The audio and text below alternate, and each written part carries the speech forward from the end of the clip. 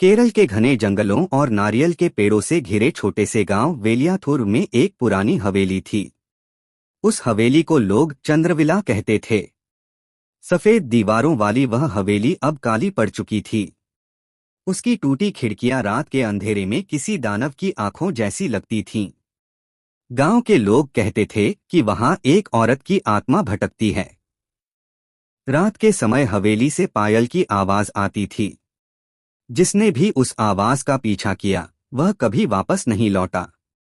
गांव में रहने वाला 19 साल का अर्जुन इन बातों पर विश्वास नहीं करता था।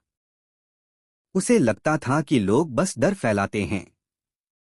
एक दिन उसने अपने दोस्तों राहुल और विवेक से कहा, आज रात हम चंद्रविला जाएंगे और सच पता करेंगे।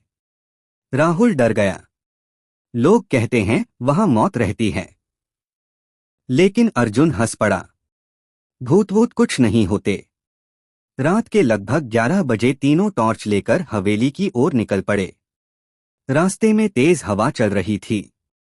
नारियल के पेड़ अजीब आवाजें कर रहे थे। दूर कहीं उल्लू चिल्ला रहा था। जब वे हवेली के पास पहुंचे तो अर्जुन ने देखा कि दरवाजा थोड़ा खुला हुआ था। लगता है कोई पहले से अंदर है, विवेक ने कांपती आवाज में कहा। तीनों धीरे धीरे अंदर गए। हवेली के अंदर धूल जमी थी।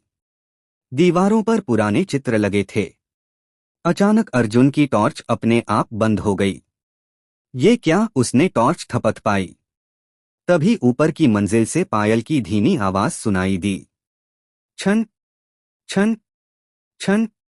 राहुल डरकर बोला, मैंने कहा था ना, यहां कुछ है।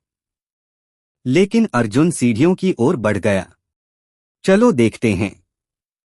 ऊपर पहुंचते ही उन्हें एक लंबा गलियारा दिखाई दिया।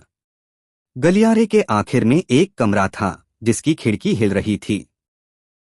पायल की आवाज वहीं से आ रही थी। अर्जुन ने धीरे से दरवाजा खोला। कमरे के अंदर एक पुराना आईना रखा था। उसके सामने लाल साड़ी पहने एक औरत बैठी थी। उसके लंबे काले बाल जमीन तक लटक रहे थे। तीनों के कदम वहीं रुक गए। अर्जुन ने हिम्मत करके पूछा, कौन हो तुम? औरत धीरे धीरे खड़ी हुई। फिर उसने अपना चेहरा उनकी ओर घुमाया। उसका चेहरा पूरी तरह जला हुआ था। आंखें सफेद थीं और होठों से काला खून बह रहा था। राहुल चीख पड़ा। उसी पल कमरे का दरवाजा अपने आप बंद हो गया। औरत हंसने लगी। हाँ हाँ हाँ। उसकी आवाज पूरे हवेली में गूंजने लगी। विवेक रोने लगा। हमें जाने दो। तभी अचानक आईने में तीनों को